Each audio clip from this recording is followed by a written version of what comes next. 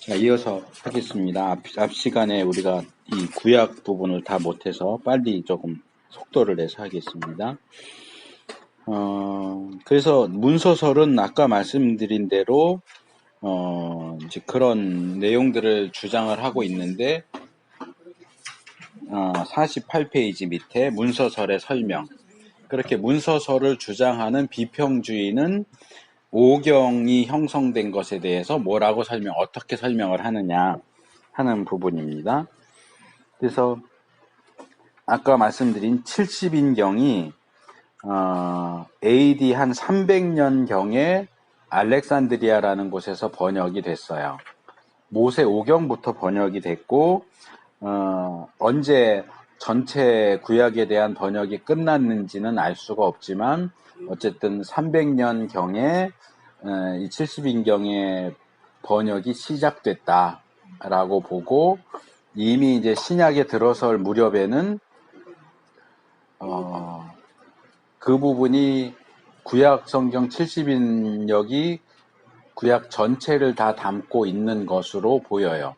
그러니까 모세의 책 율법서와 선지서와 또는 시편, 이제 시편이라고 할 때는 성문서를 대표하는 책으로 보기 때문에 그렇게 보고 여기에 이제 예. 그러니까 모세 오경을 인정한 거하고 구약 전체를 인정한 거하고 달라요. 다르죠. 왜냐하면 모세 오경은 시기적으로 우리가 모세가 썼다라고 할 때는 가장 먼저 쓰여졌잖아요. 가장 먼저 쓰여졌고 AD 70년은 얌니아 회의를 얘기하는 건데 그거 안 틀렸다고 제가 봤습니다. AD면은 예수님 돌아가신 이후잖아요. 모세는 그 이전에 BC 1500년 또는 1300년 그렇게 보는데 그래서 이 느헤미야 8장에서 10장에 보면 에스라가 율법책을 가지고 와서 읽는 장면이 나오는데 그때 보면 어쩌면 이미 율법책, 물론 그때 읽은 책이 뭔지 정확히 나오진 않지만 어쨌든 모세 오경이 어느 정도 결집될 가능성이 있지 않았겠느냐라고 보는데 이 부분에 있어서는 뭐 꼭 비평주의다 아니다를 따질 것 없이 그냥 역사적인 사실로서 기록이 돼 있는 거기 때문에 기본적으로 인정된다고 볼 수 있어요. 그래서 외경 같은 데 보면 느헤미야가 그들의 경전을 수집했다라는 기록도 나오고 에스라가 지난번에 에스드라 3서인가 4서에 보면 하나님이 불러줘서 이 성경 24권하고 숨겨진 책 70권을 뭐 받아쓰게 했다 뭐 그런 기록도 나오고 그러는 걸 볼 때 에스라 느헤미야의 시대에 아마도 이제 에스라가 학자였기 때문에 에스라가 최소로 볼 때 모세 오경을 확정적으로 정경에 포함시키는 일을 하지 않았을까. 근데 저는 모세 오경뿐만 아니라 선지서나 성문서까지도 에스라 시대에 어느 정도 결집이 됐을 거라고 봐요. 근데 서기관이에요, 에스라가? 학사 겸 제사장이라고 돼 있죠. 에스라서에 보면. 제사장이었어요? 네.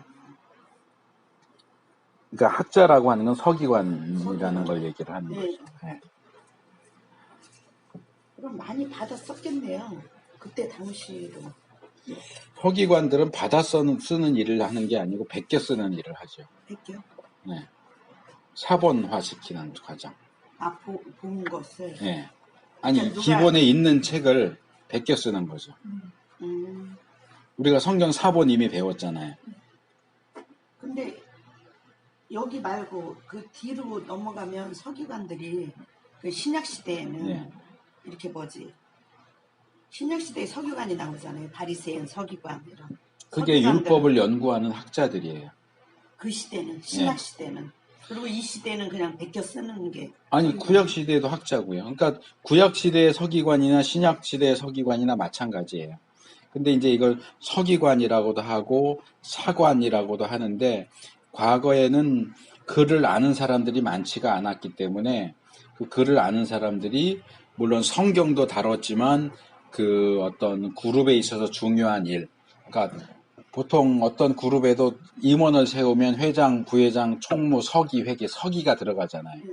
그러니까 그 서기가 원래 그런 일을 하는 거예요. 우리나라 옛날 동네에도 서기가 있었잖아요. 그러니까 그 역할을 하는 거예요, 이 사람들이. 그 역할을 하면서 성경과 관련된 일도 같이 하는 거죠. 근데 신약 시대로 갈수록 점점 더 율법 연구 쪽으로 특화돼서 가는 거고, 구약 시대 이제 처음 시작은 일반적인 서기 역할에서부터 이제 에스라 시대에 특별히 이제 성경 연구하는 쪽으로, 에스라 시대부터 성경 연구 쪽으로 조금 특화가 더 되었다라고 이렇게 보시면 되죠. 그래서 이 율법서의 마감에 대한 부분도 이 율법에 대한 이야기는 꽤 오래 전부터 언급되고 있기 때문에 여기 49페이지 율법서의 마감 셋째 단락에 있는 것처럼 모세오경이 에스라와 느헤미야 시대에 이미 완료되어 정경적인 것으로 인정받았다는 사실에 대해서 누구도 의심하지 않는다. 그래서 구약 전체를 말할 때는 이제 시간이 더 걸렸다라고 주장하기도 하지만 모세오경만 놓고 볼 때는 이미 에스라 느헤미야 포로 귀환 시대에는 이미 율법이 정경으로 받아들여지지 않았겠느냐 이렇게 봅니다. 비평주의에서는 이제 앞에서 제가 그냥 슬쩍 넘어가긴 했는데 조금 입장이 달라요. 우리는 모세오경이 기록된 시기부터도 제일 앞선다라고 보지만 비평주의에서는 모세오경이 제일 마지막에 기록됐다고 봐요. 지난번에 제가 설명드렸던 것 같아요. 진화론에 의해서 그런 고도의 신관이 그렇게 고대에 나올 수가 없다. 오히려 바벨론 포로 이후에 바벨론 포로로 잡혀간 사람들이 뒤에도 나오지만 이제 선지자도 다 끊어졌잖아요. 그러니까 선지자의 글들을 수집하고 선지자의 글들을 수집하는 과정 속에서 거슬러 올라가서 모세의 글도 다시 수집해서 모세오경이 오히려 선지서보다 더 이후에 만들어졌다라고 주장을 해요. 그 순서가 바뀌어요. 이스라엘 역사를 재구성하기 때문에 비평주의에서는 모세오경이 더 나중에, 그러니까 모세가 쓴 걸 수가 없죠. 포로 이후에 쓰여졌는데 모세가 어떻게 써요? 근데 탈무드 유대인들이 모세 오경 가지고 그건 유대인들의 입장인 거고 제가 지금 말씀드린 건 비평주의의 입장이라고. 역사 비평을 하는 사람들. 근데 창세기에 보면 천지 창조를 네. 처음부터 이렇게 썼는데 그런 식으로 모세가 천지 창조될 때 그걸 본 건 아니잖아요. 아니, 그러니까 본 건 아니지만 계속 그런 식으로 따지면 그 사람들이 비평하듯이 따지면 그것도 잘못된 거 아닌가. 비평이라고 하니까 비평이라는 단어를 안 쓰면 성령의 감동으로 썼으니까 모세가 모세 개인으로 쓴 건 아닌데 비평이라고 볼 때는 한없이 비평이 될 것 같은 느낌. 어쨌든 그래서 일단 우리 보수 정통적인 입장에서는 네. 최소한 모세오경을 말할 때는 에스라 느헤미야 시대의 모세오경은 이미 정경으로 인정받고 있었다. 이렇게 보면 될 것 같아요. 그 다음에 선지서입니다. 자, 선지서는 아까 말씀드린 대로 역사서, 여호수아, 사사기, 사무엘 상하, 열왕기 상하 이렇게 4권, 역사서가 전선지서, 전기선지서라고 되어 있고 그 다음에 이사야, 예레미야, 에스겔 그리고 12소선지서 4권에서 이게 이제 후선지서 이렇게 부릅니다. 그래서 이 부분들에 있어서는 기본적으로 우리가 대선지서라고 알고 있는 그 부분은 당연히 선지자들이 쓴 것이라고 우리가 이해를 하고 있고요. 우리가 역사서로 알고 있는 책들은 누가 썼는지 몰라요. 여호수아서는 보통 여호수아가 썼을 것이다라고 보지만 사사기는 누가 썼을지 몰라요. 그 사사기 전체 내용이 400년이기 때문에 사사 시대가 끝나고 누군가가 썼겠죠. 사무엘이 썼을 가능성도 있지만 사사기 자체는 누가 사사기를 썼는지 이야기하고 있지 않습니다.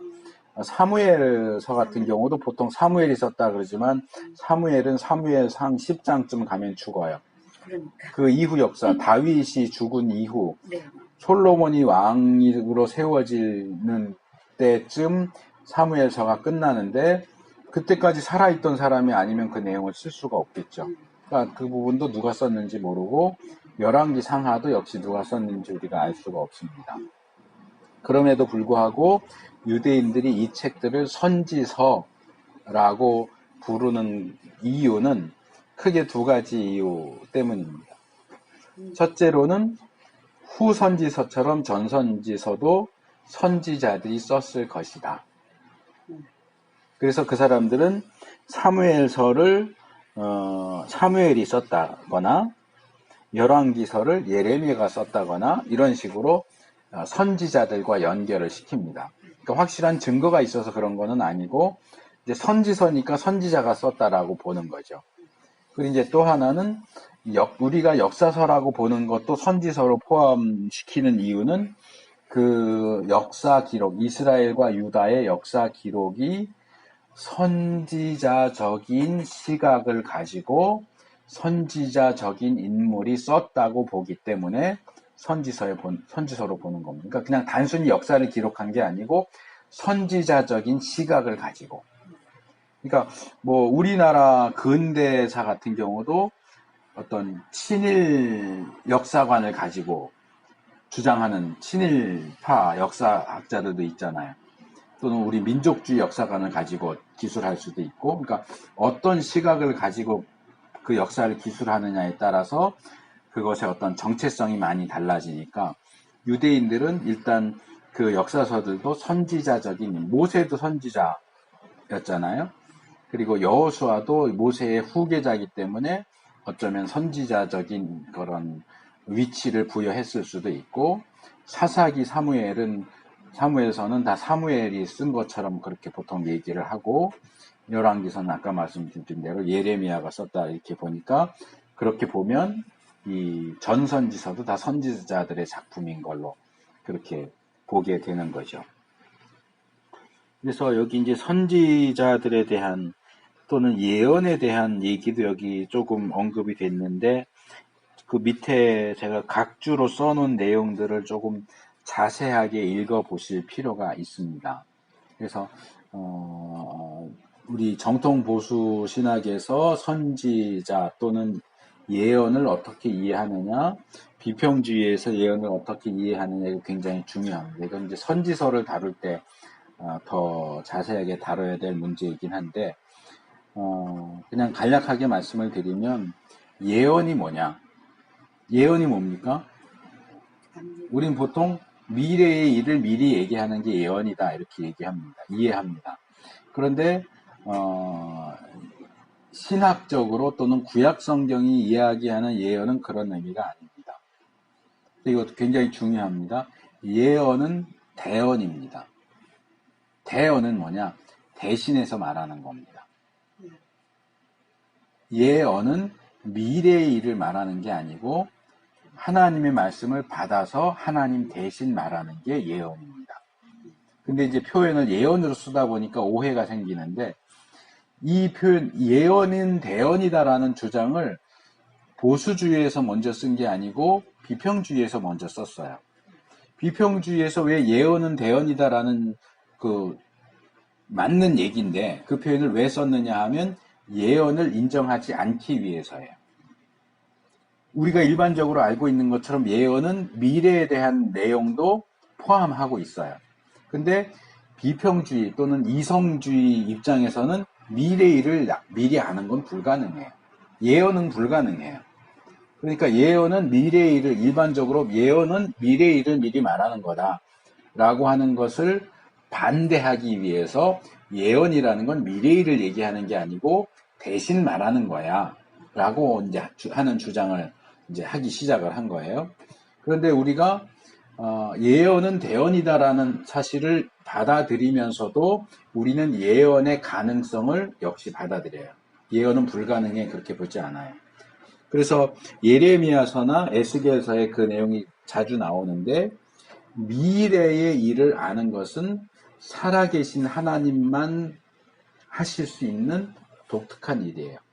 인간도 할 수 없고 우상도 할 수 없어요. 그래서 하나님이 계속 자기 주장을 하시면서 너희 우상들이 신이라면 미래의 일을 얘기해봐라. 그런 식으로 이제 말하자면 툭툭 건드리는 거예요. 니들은 신이 아니야 사실은. 예언도 못하잖아. 예언은 나밖에 못한다. 그러니까 내가 미리 알려준 예언자들은 예언을 할 수 있겠지. 하나님을 통해서. 그런데 그럼에도 불구하고 우리의 예언에 대한 이해는 한쪽으로 많이 치우쳐 있어요. 그렇기 때문에 조심할 필요가 있어요. 예언에는 과거 내용과 현재의 내용과 미래의 내용이 다 들어갑니다. 미래의 내용만 들어가 있는 게 아니에요. 그래서 예언은 기본적으로 하나님의 말씀을 받아서 하나님을 대신해서 전하는데 그 메시지에는 과거와 현재와 미래가 다 들어가 있다. 어떤 식으로 들어가 있느냐? 과거는 토라입니다. 하나님이 율법을 통해서 무엇을 명하셨고 무엇을 금지하셨는가? 그것에 기초해서 현재를 판단합니다. 하나님이 이거 하라고 그랬는데 너희는 지금 이걸 안 하고 있어. 하나님이 이거 하지 말라고 했는데 너희는 그걸 지금 하고 있어. 그래서 과거와 현재, 그래서 미래는 그래서 하나님이 너희를 심판하실 거야. 회개하면 용서하실 거고 회개하지 않으면 너희들 다 망해. 이런 과거와 현재와 미래가 예언에는 다 들어가 있어요. 그래서 미래의 일도 들어가 있다는 부분을 우리가 부인하면 안 돼요. 예언의 가능성을 부인하면 안 돼요. 비평주의에서 예언은 대언이다라고 하는 주장을 하는 이유는 예언이 미래의 일을 얘기한다는 것을 거부하기 위해서 그런 주장을 했지만 우리는 예언이 대언이다라는 주장은 받아들이면서도 예언이 미래의 일도 미래의 일만이 아니고 미래의 일도 과거, 현재를 포함해서 미래의 일까지도 포함하고 있다라고 하는 것을 분명히 우리의 입장을 굳게 잡을 필요가 있습니다. 그래서 이 이스라엘 사람들이 포로로 잡혀가면서 더 이상 예언자가 나타나지 않으면서 과거 우리 역사 속에서 활동했던 예언자들이 그때 우리 들으라고 했던 그 말씀들이 얼마나 귀한 말씀이었는가. 그걸 회고하면서 그걸 붙잡을 수밖에 없었다는 거죠. 그러다 보니까 선지서가 결집이 됐고 선지자적인 역사에 대한 내용도 역시 같이 결집이 됐다라고 하는 것이 이제 기본적인 그런 시각입니다. 그래서 그냥 좀 페이지 쭉 넘어가서 52페이지 제일 밑에 선지서의 결집을 보면 그래서 유대인들은 말라기 때에 이르러서 더 이상 선지자는 나타나지 않는다. 말라기가 최후의 선지자고 그 이후로는 선지자는 나타나지 않는다. 라고 보다 보니까 말라기까지 오면서 제시되어 왔던 예언의 말씀들 그리고 기록된 그 예언서들을 편집을 하면서 그러니까 이게 결국은 포로 시대에부터 시작돼서 포로 귀환 때까지 가면서 이런 예언서들이 결집되지 않았겠느냐. 이제 이렇게 보는 거죠. 이건 뭐 비평주의에서나 정통주의에서나 기본적으로 동일하게 인정하는 부분입니다. 그래서 예언서의 결집은 왜냐하면 예언서 안에는 아주 초기도 있지만 그러니까 이제 보통 문서 예언자들 아모스가 최초로 자기의 예언을 문서로 기록한 예언자예요. 이 뒤에 12소선지에 들어가 있고 소선지 중에서도 두 번째인가 세 번째에 들어가 있긴 하지만 역사적으로 볼 때는 최초의 문서 선지자는 아모스예요. 아모스하고 비슷한 시대의 호세야, 이사야, 미가 이렇게 돼요. 그래서 그 이전에는 말씀이 기록되어 있지 않아요. 엘리야가 무슨 내용을 했냐 엘리야서 이런 거 없잖아요.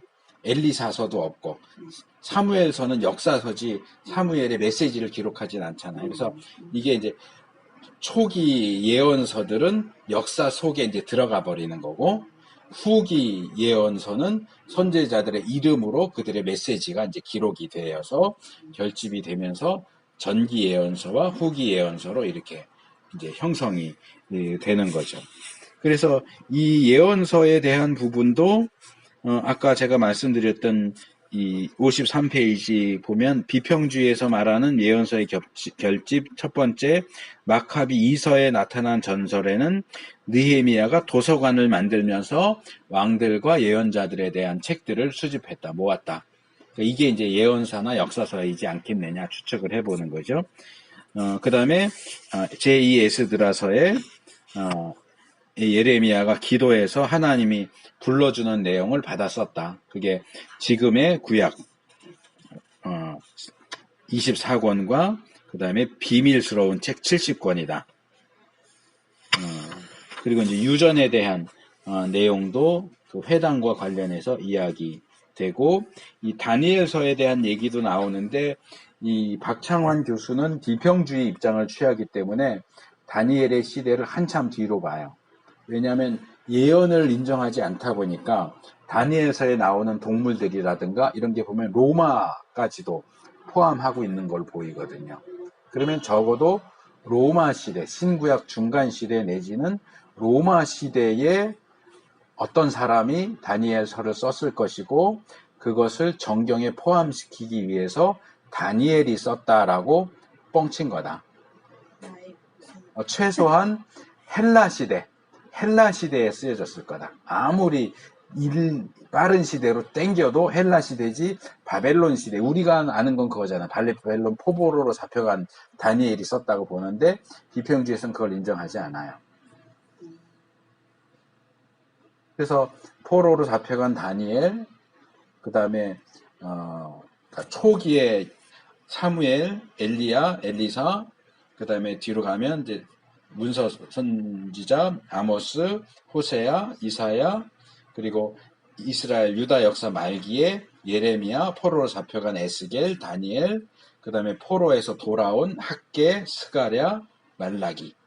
이렇게 하니까 제일 마지막 책이 말라기는 조금 논란의 여지가 있어요. 시대가 어느 시대로 봐야 되느냐. 정확한 연대가 안 나오기 때문에 또 말라기라는 선지자가 실제로 있었는지 아닌지도 몰라요, 사실은.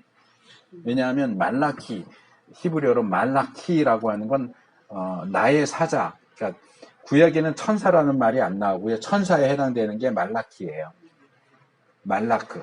내가 보낸 엠베서더, 사자. 그걸 이제 천사라고 번역을 하지만 히브리어로는 말라키거든요. 나의 사자. 그러니까 이게 그냥 하나님이 나의 사자라고 얘기를 하는 건지 그것이 고유명사인 한 사람의 이름 말라기라는 선지자를 가리키는 건지 명확하지가 않아요. 왜냐하면 학개나 스가랴 시대 동시대인 걸로 보이는데 또는 에스라 느헤미야하고 비슷한 시대인 것 같은데 말라기 선지자에 대한 언급이 전혀 나오질 않아요. 그래서 이게 어느 시대인지도 포로 귀환 이후인 건 맞는데 정확하게 어느 시대인지 이제 보통 성경 배열에서는 제일 뒤에 나오니까 학개 스가랴 지나고 그 제일 마지막 시대일 거라고 보지만 확실한 근거는 없어요. 근데 어쨌든 학개 스가랴 말라기는 포로 귀환 이후로 보기 때문에 마지막이라고 볼 수 있는 말라기서가 기록된 후에야 예언서가 모일 수 있겠죠. 그게 안 써져서 썼는데 모일 수는 없으니까. 그래서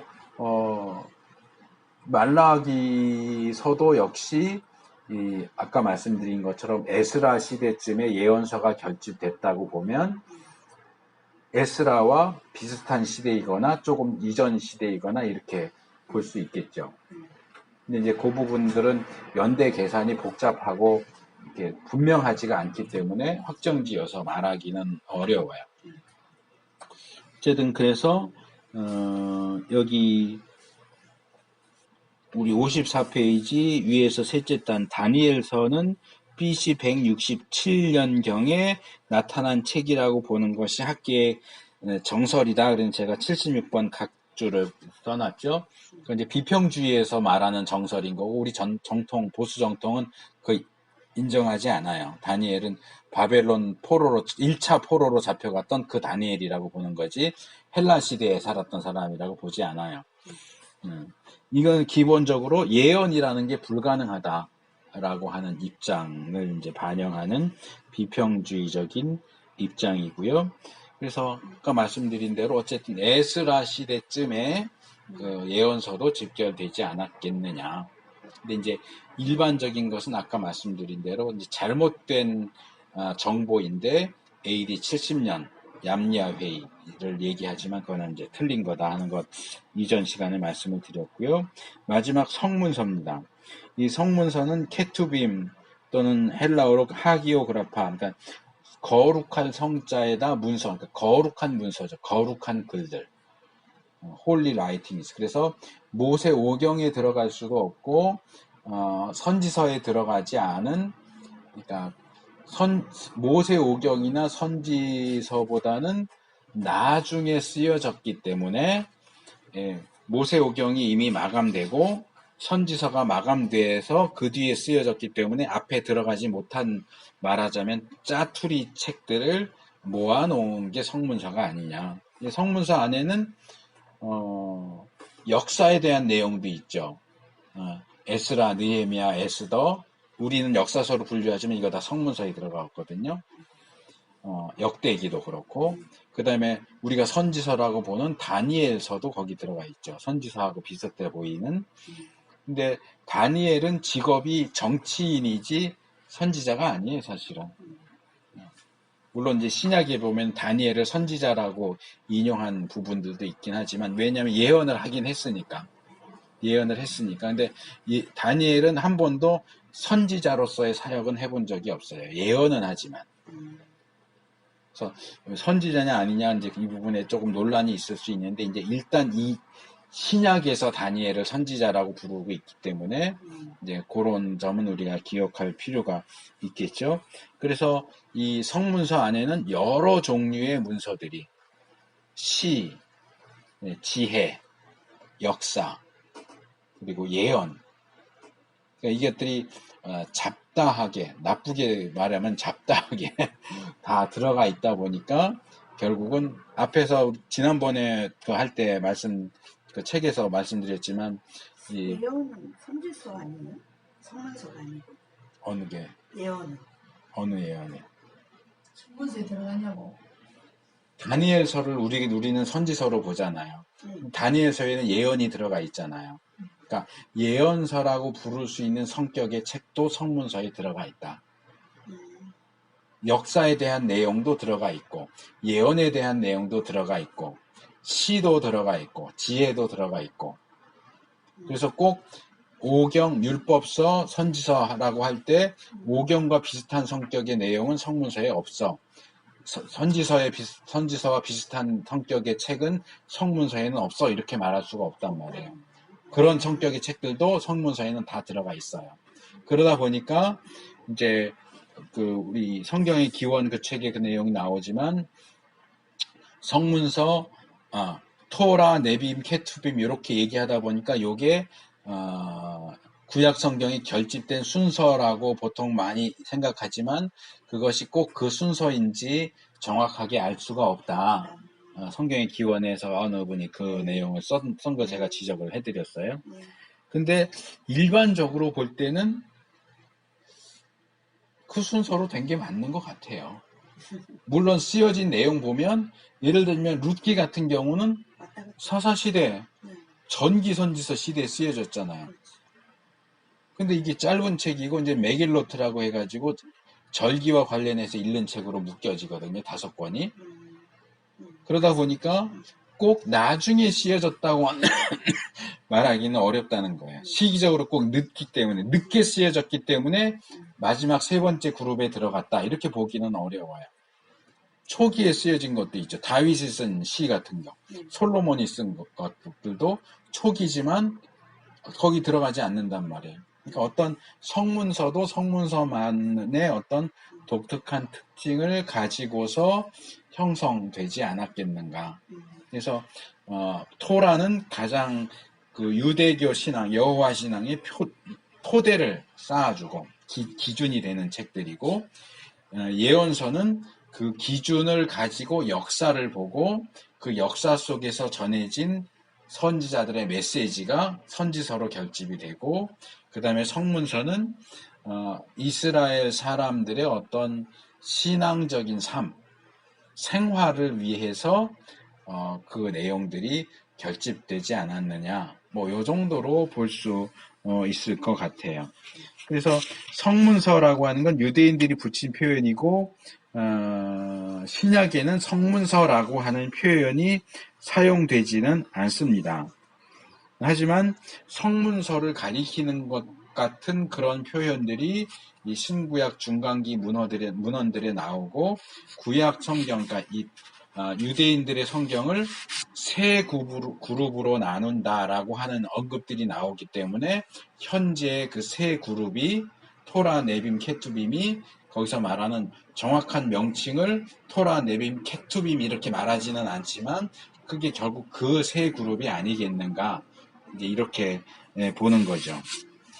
그래서 뭐 1세기의 필로가 이 세 부분을 언급을 하기도 하고 그런 내용들이 여기 쭉 나오고,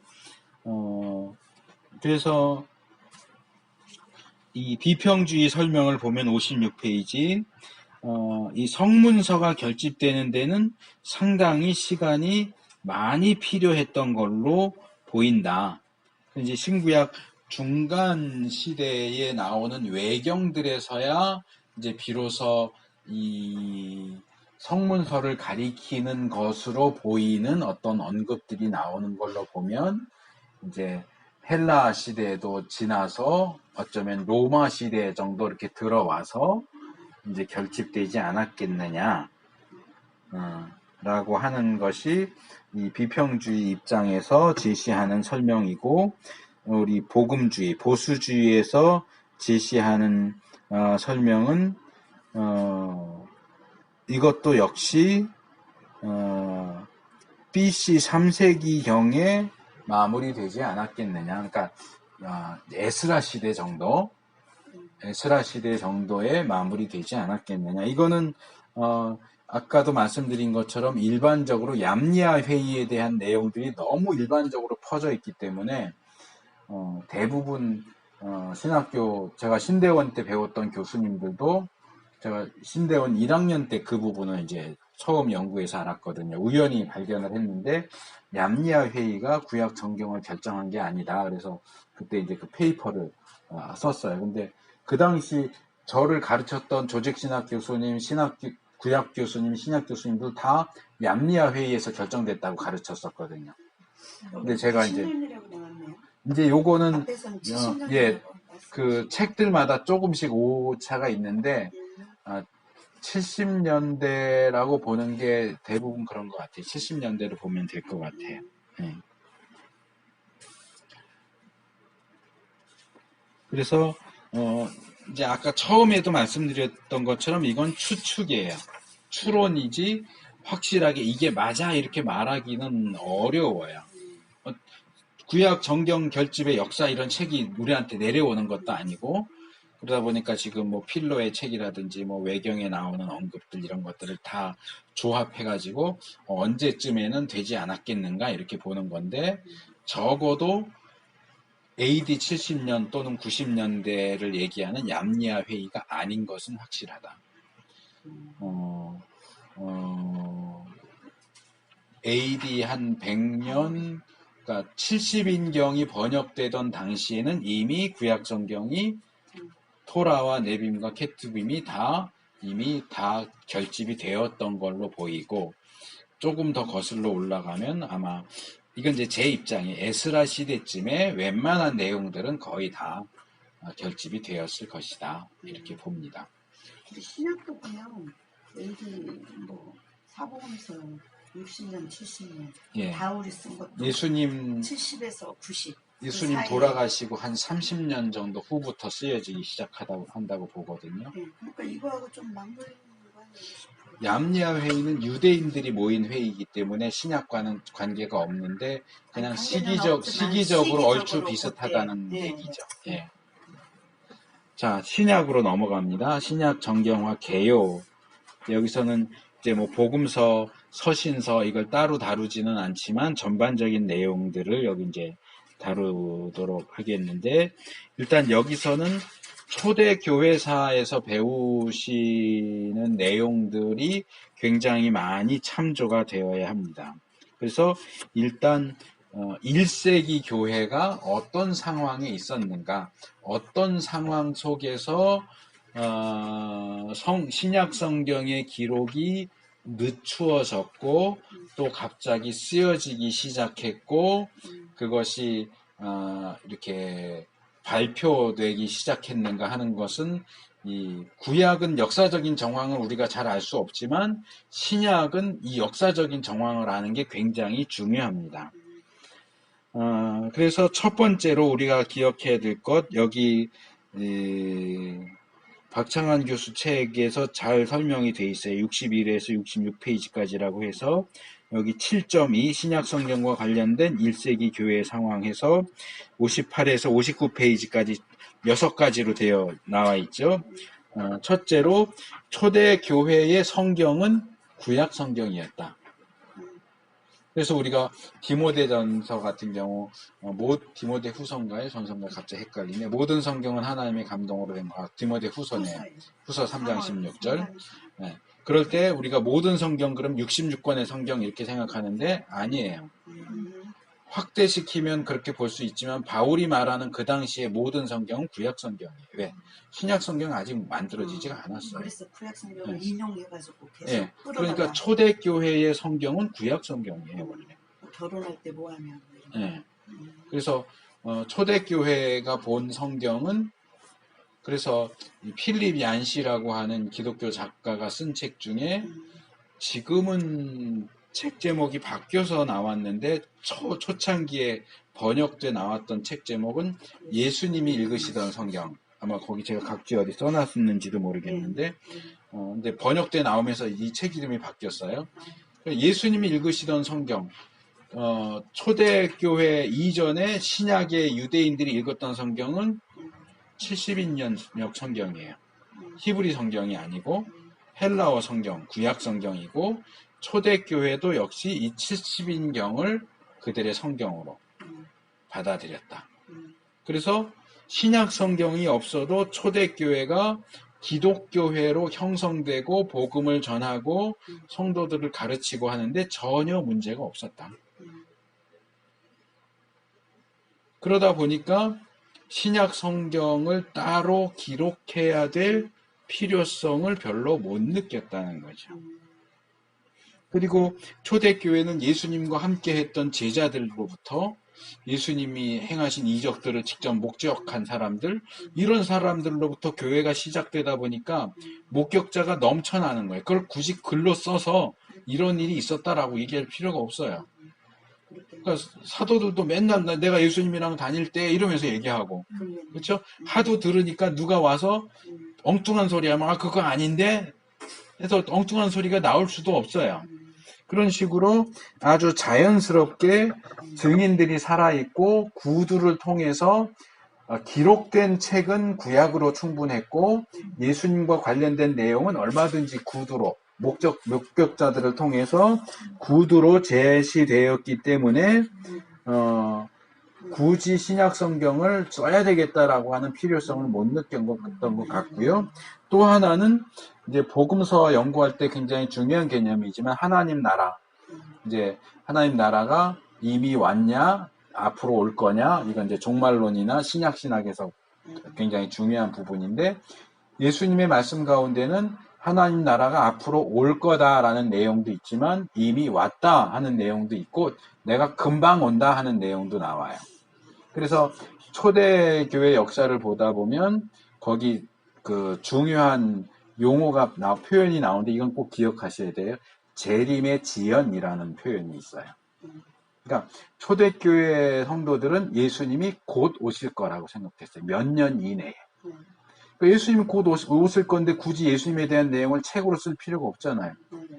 근데 예수님 오시면 천국 갈 건데 뭐 굳이 그걸 힘들어서 책을 쓸 필요가 있겠어요? 근데 시간이 한참 지나도 곧 오신다던 예수님이 안 오시는 거예요. 재림이 지연되고 있는 거예요. 재림은 지연되고 목격자들은 하나둘 늙어서 죽기 시작했어요. 그리고 초대교회 이단들이 나오기 시작해요. 그러니까 야 이거 안 되겠다. 글로 써서 남겨야 되겠다. 왜 예수님 빨리 안 오시지? 이제 든든하게 믿었던 것들이 하나 둘씩 없어지니까 그때서야 이제 급하게 이 책을 써야 되겠구나. 복음서도 서신서, 바울 서신 보통 알려지기로는 데살로니가 전서가 제일 먼저 쓰여진 책이고요. 복음서는 상대적으로 좀 늦게 쓰여졌어요. 요한복음도 거의 가장 끝부분에 쓰여진 책이고, 신약 성경 중에 복음서가 앞에 나와 있긴 하지만 시기적으로는 좀 뒤로 넘어가요. 그래서 그러면서 여러 가지 상황이 맞물리면서 초반부에는 굳이 쓸 필요가 없었어요. 아까 말씀드린 것처럼 목격자들도 넘쳐나고 구약 성경으로 이미 충분하고 그랬으니까 쓸 필요가 없었는데 재림이 지연되고 목격자들이 하나둘 죽고 이단이 나타나고 이러면서 기준이 되는 책, 우리 기독교 신앙의 예수님에 대한 가르침, 천국 복음에 대한 가르침의 기준이 되는 그런 책들이 쓰여질 필요가 있겠다. 이게 이제 예수님 돌아가시고 한 30년 정도 지나서였어요. 근데 우리가 볼 때는 뭐 30년이나 지나서 나왔어? 이러지만 다른 종교의 경전들은 30년은 물론이고 최소 짧게 잡아도 100년 이상이에요. 불경은 부처가 살았던 시대부터 100년 이상 떨어져 있어요. 그 이전은 안 나왔어요. 불경이. 그래서 예수님의 이 기독교의 경우는 굉장히 그 예수님이 살아계셨던 때와 예수님에 대한 기록이 나온 그 간격이 굉장히 짧다.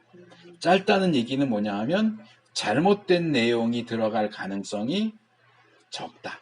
시간이 많이 지나가면 윤색되고 추가되고 그러면서 변질되기가 쉬운데 이건 너무 가까운 시기에 만들어졌기 때문에 아직도 목격자들이 살아있기 때문에 엉뚱한 소리 하면 몰매 맞아요. 그러니까 굉장히 신빙성이 높은 책일 수밖에 없다.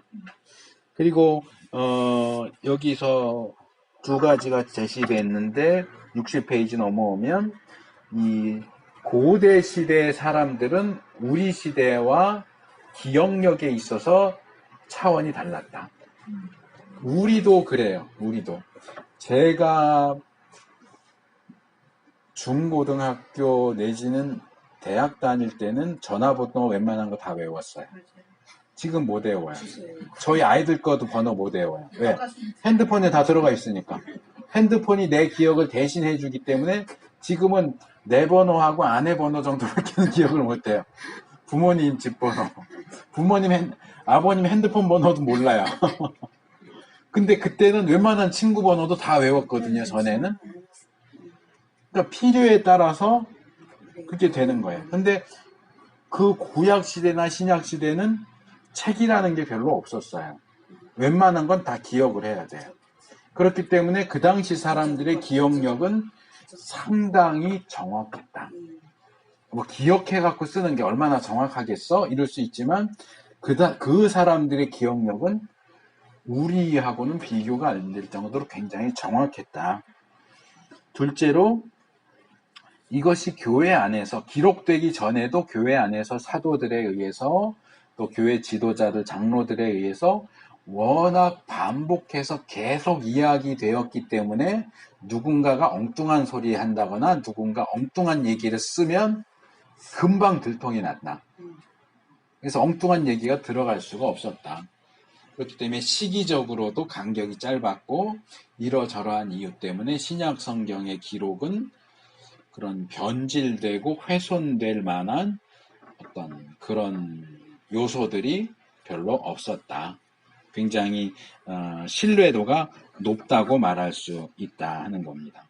그리고 이제 전반적으로 어떻게 구분되고 결집됐느냐라고 할 때 일단 신약의 27권은 크게 네 부분으로 나눠집니다. 우리는 그냥 복음서, 사도행전, 서신서 이렇게 보지만 그게 이제 세 구분이고요. 네 구분은 요한계시록을 따로 보는 거예요. 요한계시록을 서신서, 요한계시록도 편지긴 편지인데 요건 이제 묵시문학으로 보는 거죠. 그래서 네, 복음서, 역사서, 그러니까 복음서는 오경에 해당되는 거고 역사서에는 사도행전이 해당되는 거고 선지서에는 서신서가 해당되는 거고, 그 다음에 이제 계시록은 묵시문학, 이렇게 해서 이제 보통 네 부분으로 나눠지는데, 이것은 아까도 제가 잠깐 말씀드렸지만 쓰여진 순서대로는 아니에요. 그러니까 서신서가 제일 먼저 쓰여졌고 복음서는 상당히 뒤쪽이에요. 사도행전은 누가복음의 자매책이기 때문에 아마 누가복음이 쓰여지고 나서 쓰여진 걸로 보이고, 요한계시록도 이제 뒷부분에 쓰여졌겠죠. 신약에서 가장 먼저 작성된 문서는 바울의 초기 서신, 야고보서도 초기일 가능성도 있지만 AD 48년에서 60년 사이, 그러니까 사복음서는 60년에서 100년 사이, 다른 책들도 그러니까 한 40년에서 100년 사이에 대부분의 신약의 책들이 쓰여졌다. 구약은 약 1000년 정도에 걸쳐서 책이 쓰여졌는데, 모세부터 잡고 말라기까지 이렇게 보면 1000년 정도가 걸리는데, 신약은 100년이 안 되는, 거의 한 50년에서 60년 정도, 100년이라고 하는 거하고 또 50년하고 또 다르잖아요. 상당히 짧은 시기에 쓰여졌다. 그런데 구약과 신약은 상당히 차이가 있어요. 구약은 시간적으로 굉장히 넓은 1000년이라는 긴 시간이 쓰여졌지만 지역적으로는 좁아요. 그냥 거의 팔레스타인 땅이니까. 그렇죠? 근데 신약은 시간적으로는 짧은 시간이 쓰여졌지만 지역적으로는 훨씬 넓어요. 그렇죠? 교회가 워낙 멀리 퍼져 있다 보니까 이 교회에서 모아 가지고 있는 바울의 편지와 저 교회, 저 지역에서 모아 가지고 있는 바울의 편지가 서로 달라요. 그러다 보니까 이게 하나로 합쳐지는데 시간이 좀 많이 걸리지 않았겠느냐. 그렇게 보는 거죠. 그래서 제일 먼저 나온 것은 아마 바울의 편지들이 묶여서 비슷한 지역에서 이제 주변 교회들이 받은 편지들을 이제 묶어서 이제 이걸 회람서신이라고 그래요. 보통 신약학에서는. 제가 이제 아침에도 뭐 설교 준비하다가 그 내용이 있어서 좀 작성을 하다 왔는데, 회람서신은 돌려본다. 회람이라는 건 돌려보는 거예요. 제가 예를 들어서 무슨 자료를 갖고 와서 이거 돌려보세요.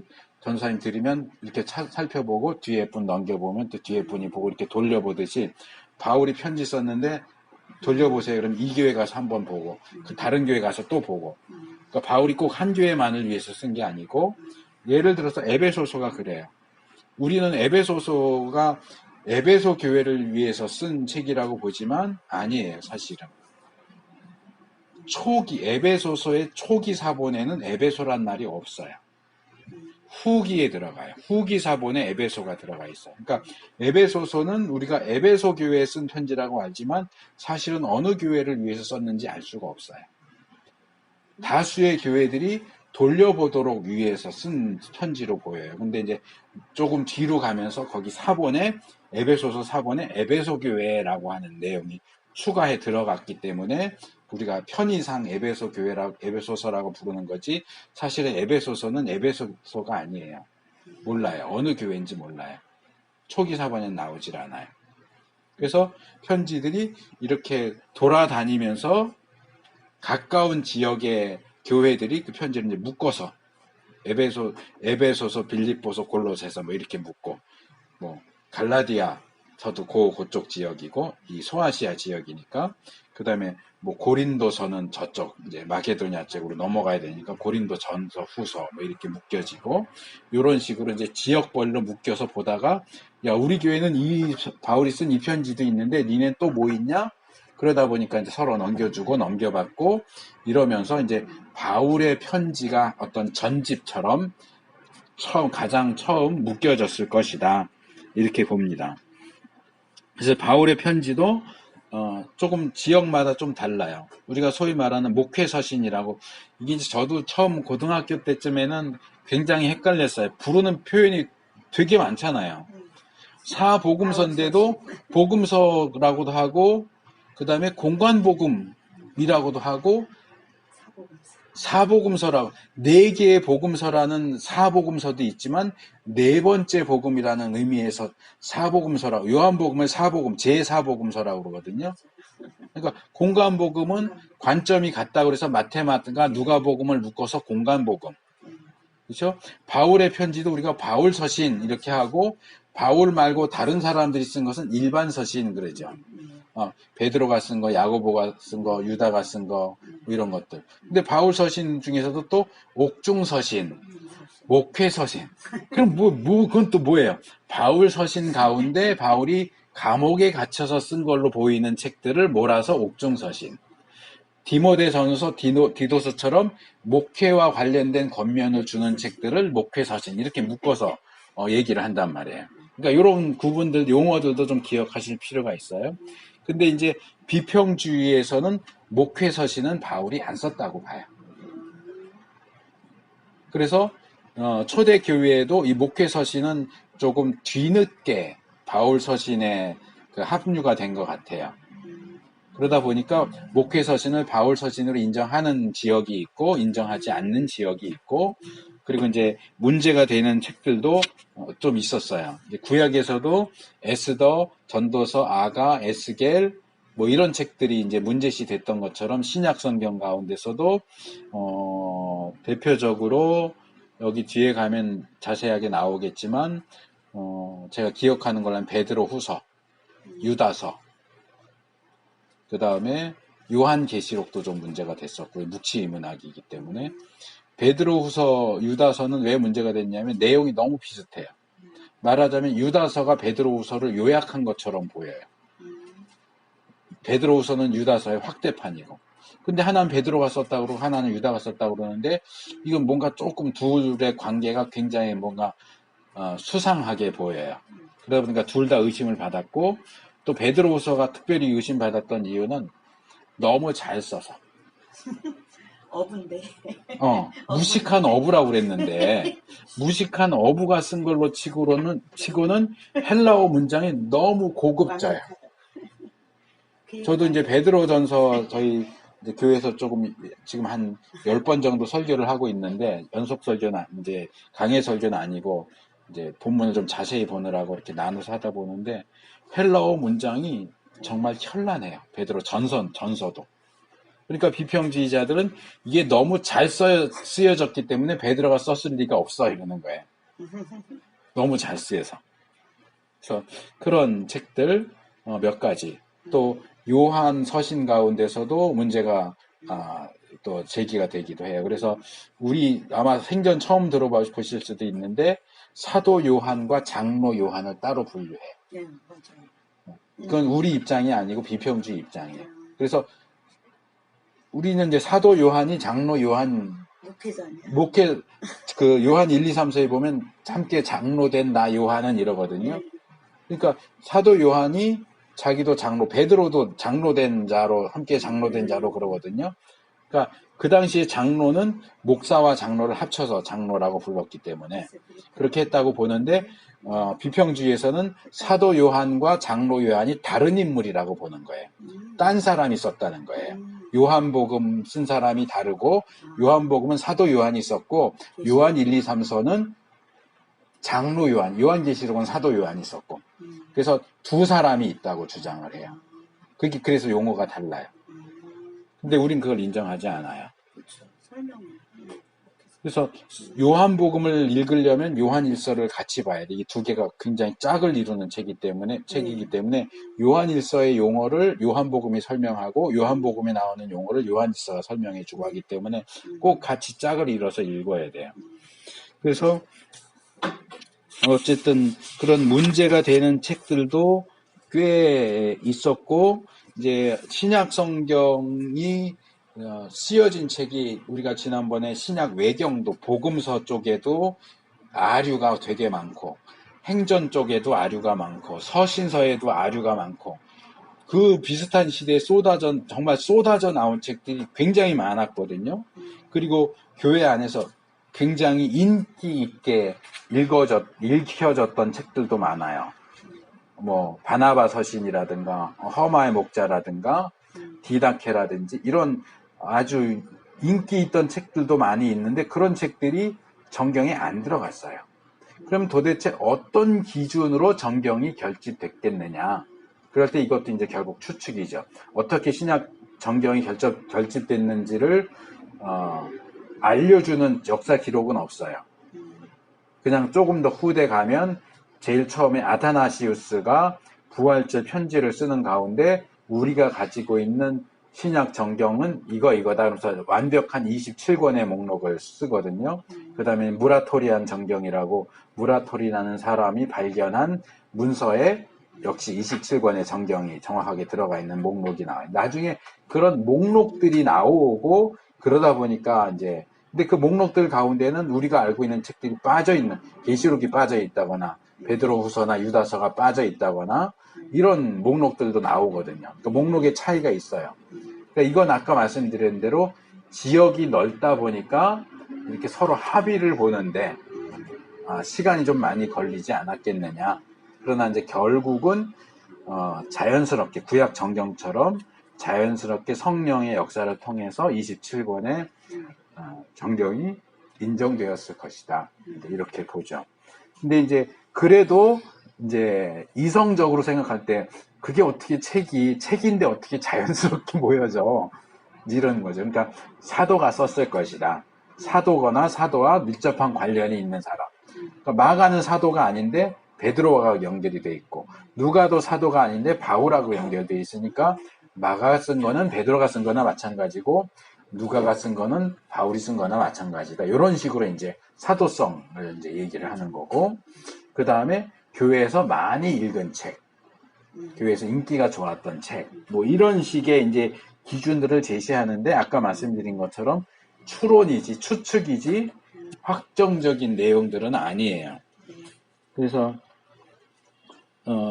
결론적으로 이것도 이제 뭐 무슨 회의 뭐 이런 신약 정경 결정도 무슨 회의에서 결정했다 이렇게 얘기하는 분들도 굉장히 많지만 결정했다는 게 보면 안 되고 제가 처음 정경 얘기할 때 말씀드렸지만 선택, 결정 이 표현을 쓰면 안 되고 승인, 수납 받아들였다. 이건 하나님의 말씀이 맞군요.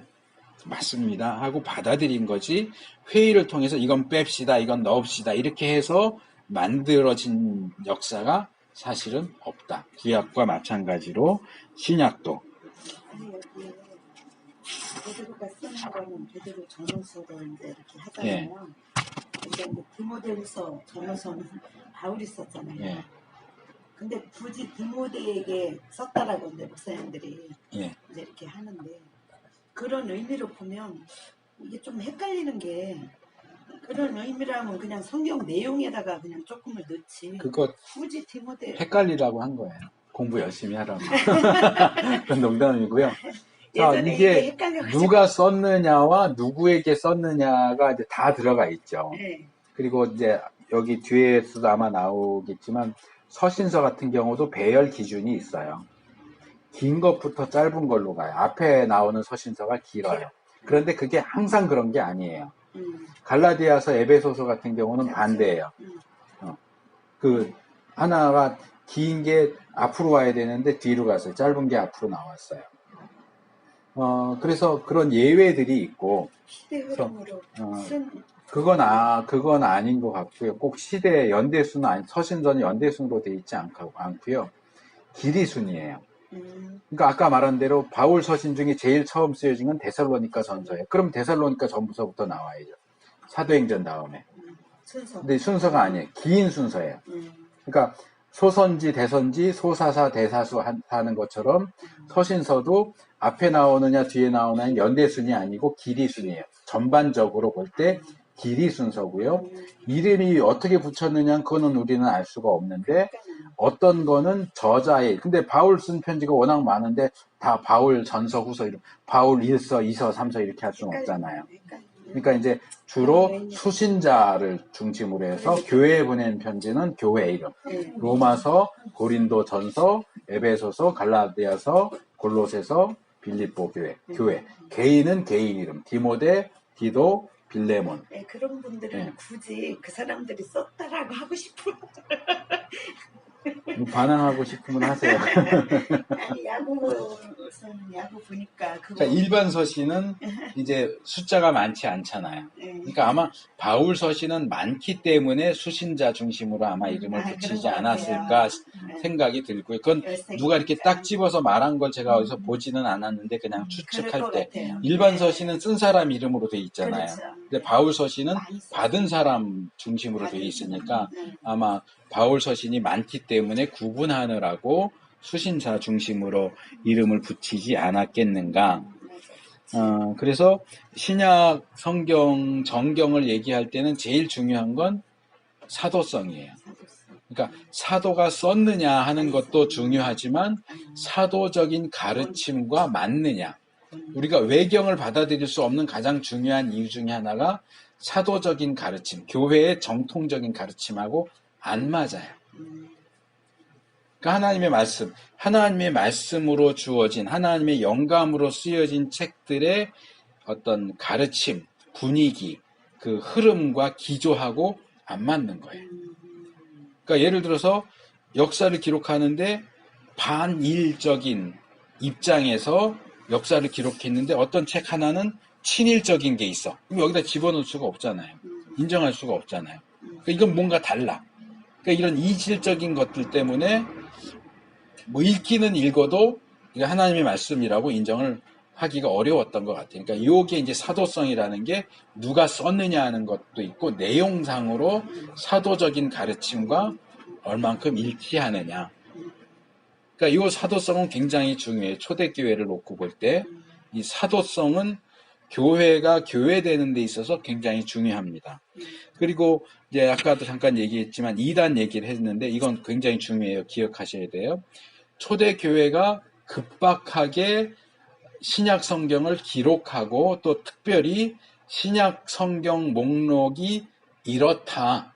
우리가 받아들이는 신약 정경은 이런 것들이다 라고 발표를 해야만 했던 이유는 그 당시에 발생한 두 개의 이단 때문이었어요. 하나는 마르시온이고요. 그게 여기 64페이지 정경 결정을 자극한 요소들인데요. 하나는 마르시온이고 하나는 몬타누스예요. 둘 다 사람 이름인데요.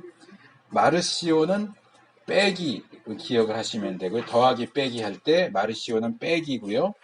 몬타누스는 더하기예요. 그렇게 이 기억을 하시면 쉬워요. 뭐냐 하면 마르시온은 바울의 열렬한 추종자예요. 마르시온. 그래서 바울이 쓴 편지와 바울이 관련이 있는 누가가 쓴 글만이 정경이다. 그것 외에는 정경이 아니다. 그래서 정경에서 뺐어요. 나머지를. 마태복음, 마가복음, 요한복음, 사도행전, 일반 서신 이런 거 다 정경이 아니야. 바울이 쓴 것만 정경이야. 그러니까 정경을 축소시킨 거죠. 그래서 구약의 하나님과 신약의 하나님은 다른 하나님. 구약의 하나님은 진노의 하나님, 신약의 하나님은 사랑의 하나님. 지금도 그렇게 하는 분들이 가끔가다 있어요. 그 잘못된 거거든요. 구약의 하나님과 신약의 하나님이 같죠. 근데 이제 마르시오는 그런 사상을 가지고 가현설적인 그런 입장을 취하면서 바울을 최고로 하면서 바울과 관련된 책들만 정경이다. 그래서 빼기, 기존 정경에서 나머지를 자꾸 빼는 입장을 취한 게 마르시온이고요. 몬타누스는 더하기 입장이에요. 이 사람은 성령 운동하는 사람이에요. 그래서 지금도 하나님이 자기와 자기 제자, 여자 제자가 2명 있는데 2명을 통해서 계시하신다. 예언하면서 자기들이 예언한 내용이 신약 정경에 더해 들어가야 된다. 자기 예언을 정경에 플러스 시키려고 하는 거예요. 근데 이런 분들이 전원에 가서는 그 과정 속에 뭐 이거다 저거다는 그냥 이해하겠는데 구원으로 갔을 때는 구원이 있을까 없을까라고 생각이 자꾸 되거든요. 위험하죠. 그래서 중요한 게 성경의 계시의 완결, 계시의 완결이라고 하는 걸 꼭 기억을 하셔야 돼요. 요한계시록으로 계시는 완결됐어요. 더 이상의 계시는 없어요. 아무리 좋은 책도 뭐 그리스도를 본받아라든지 기독교 강요라든지 이거 성경에 들어갈 수 없어요. 왜? 그 요한계시록 이전까지의 책들만 성령의 영감으로 쓰여진 책이고 거기까지만 영감이 있고 그 후로는 끝이에요. 아무리 좋은 책도 성령의 영감으로 쓰여진 책이 아니에요. 그러니까 그건 하나님 말씀이 아니에요. 도움이 되는 경건서적인 거지 그렇지. 정경에 플러스 시키면 안 돼요. 근데 이제 은사 운동을 하는 분들이 여전히 그 입장을 취하는 거예요. 그러니까 몬타누스라고 하는 사람은 그런 현대의 은사주의자의 증조 할아버지격인 거예요. 그래서 교회사를 배우면 이런 것들이 나와요. 지금 나오는 이단들 다 새로운 게 아니에요. 다 옛날에 나왔던 거예요. 옷만 조금씩 갈아입고 나와요. 그러니까 교회사를 보면 그런 흐름들이 보이죠. 해 아래 새 것이 없어요. 그래서 두 개의 이단이 정경에서 빼려고 하고 더하려고 하기 때문에 정통 교회는 얘도 아니고 빼도 안 되고 더해도 안 돼. 딱 요거야. 근데 그동안에 우리가 이제 학자들을 그 과정 속 기독교 역사 가운데 뭐 기다 아니다라고 계속 학자들이 그렇게 해왔는데 그걸 굳이 이단이 아닌 거를 보고 이단이라고는 안 했거든요. 근데 여기서는 확실하게 이단이라는 거를 목사님이 딱 지적을 하셨는데 초대교회에서 이단으로 정죄를 했어요. 교회 회의에서. 그때 당시에 예. 그렇게 이해를 예. 그러니까 초대교회사를 배우시면 기본적으로 아시는 부분들인데 초대교회사 아직 안 배우셨어요? 네. 순서가 다 뒤죽박죽이라서 조직신학도 서론부터 배워야 되는데 제일 끝에 배워야 될 종말론을 먼저 배우고 막 철학 배우고 그런 거 이렇게 하면서 학자들이 각자 주장하는 것들을 주장한 걸로 보면 분명히 이단이잖아요. 그 시대에. 근데 이단이라는 말을 안 하고 그거를 그냥 비평하고 그게 아니다. 그러니까 제가 이제 성경 해석 학사 할 때 미리 그때 제가 말씀을 드렸지만 오리겐이라든가 이런 사람들은 지금으로 보면 이단적인 주장들을 많이 하는데 우리가 이단이라고 부르지는 않아요. 왜냐하면 촉이 있기 때문에. 그러니까 아직 뭐가 뭐다라고 정리가 안 된 상태이기 때문에 이거 아닐까 저거 아닐까 하는 그런 거기 때문에 우리가 오리겐을 이단이라고 말하진 않아요. 그러나 그의 사상 가운데는 위험한 것들이 있다. 이건 잘못됐다. 이건 틀렸다. 이렇게 말하죠. 그렇지만 뭐 마르시온이라든가 몬타누스 같은 경우는 교회 회의에서 아예 이 사람은 이단이야 라고 이제 정죄하기 때문에 그 부분은 우리가 분명하게 이단이라고 말할 수 있죠. 그러면 이 사람들은 로마 그렇죠. 로마 카톨릭 교회에서 이단으로 정죄를 하는 거죠. 말하자면 그 시대에 사역자겠네요. 뭐 대부분 장로였어요. 장로. 장로라고 네. 칭을 하면서. 그 당시에는 이제 목사와 장로가 엄격하게 구분되지 않았기 때문에 호칭을. 가르치는 장로, 다스리는 장로 이런 식이죠. 지금의 목사가 가르치는 장로고 지금의 장로는 다스리는 장로. 자, 그래서 그러다 보니까 이 부분에서 명확하게 하려고 하는 시도가 되면서 정경 목록이 발표되기 시작했고, 그런데 아직도 정경 목록이 다른 교회들이 조금 있어요. 동방정교회라든가 뭐 여기 이제 그 내용들이 나오지만 이 정경의 수납 부분에 있어서도 다시 나오고요. 여기 66페이지 위에서 하나, 둘, 셋, 네 번째 단 이렇게 하여 이렇게 돼 있죠.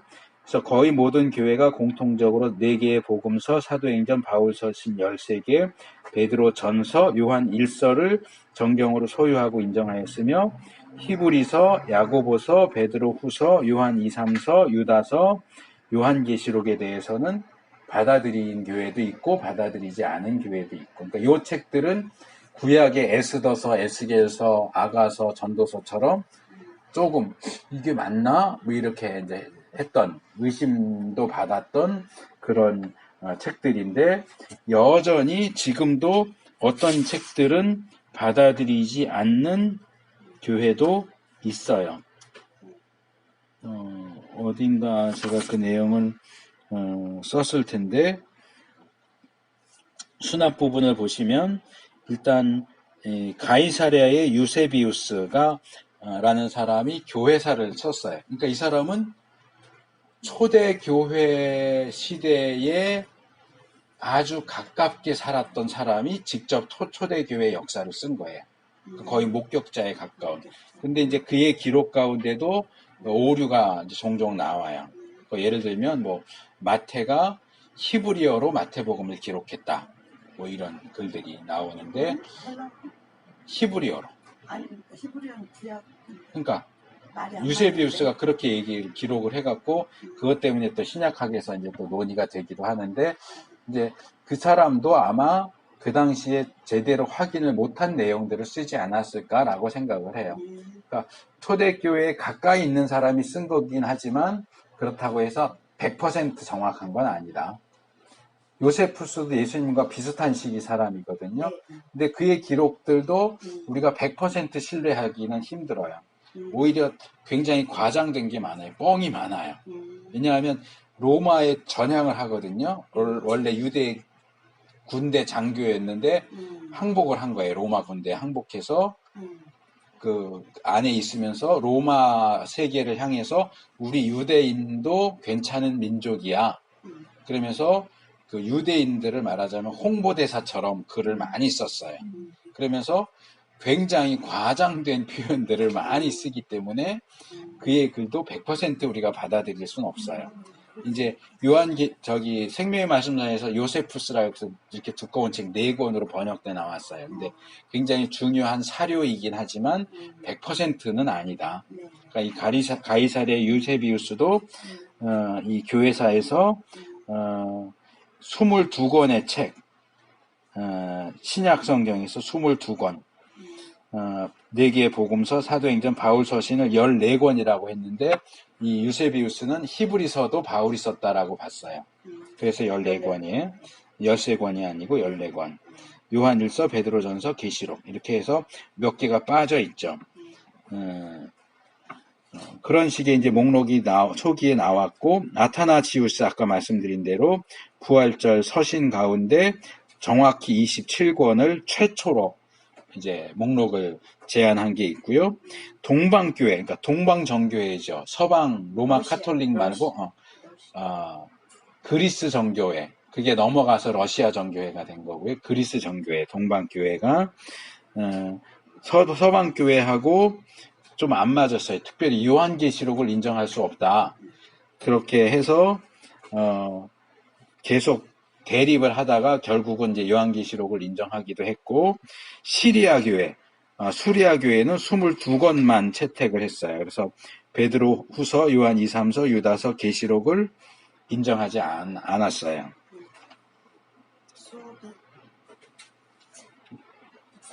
예, 예, 예, 이제 거의 다 끝났어요. 그래서 논란의 대상이 되었던 책들, 앞에 뭐 이미 언급이 됐기 때문에 뭐 히브리서는 누가 썼는지 모르잖아요. 그래서 바울이 썼다 그러면서 이제 성경에 집어넣었다라고 주장하기도 하지만 그거는 그거는 꼭 사도성만을 기준으로 삼기 때문에 그런 조금 억지스러운 주장을 하는 거고 여기 박창환 교수도 그 주장을 하는데 저는 그거는 아니라고 봐요.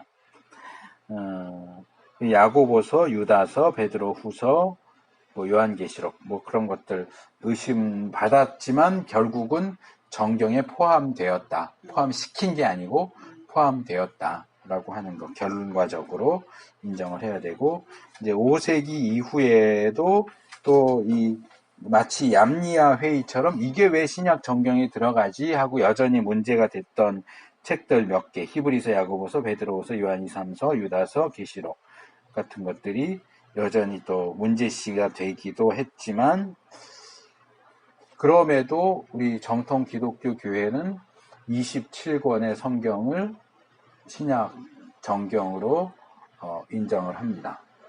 받아들입니다. 그래서 그렇게 보시면 되겠고 우리가 다음 시간에 2주 후에 신약 성경이 복음서, 사도행전, 서신서, 계시록 이렇게 별로 어떻게 결집이 됐는가 하는 내용까지 살펴보고 하나 더 가서 이제 성경 번역 역사. 성경이 이제 원래 히브리어와 헬라어로 된 성경이 어떻게 다른 언어로 번역됐는가. 고대의 번역.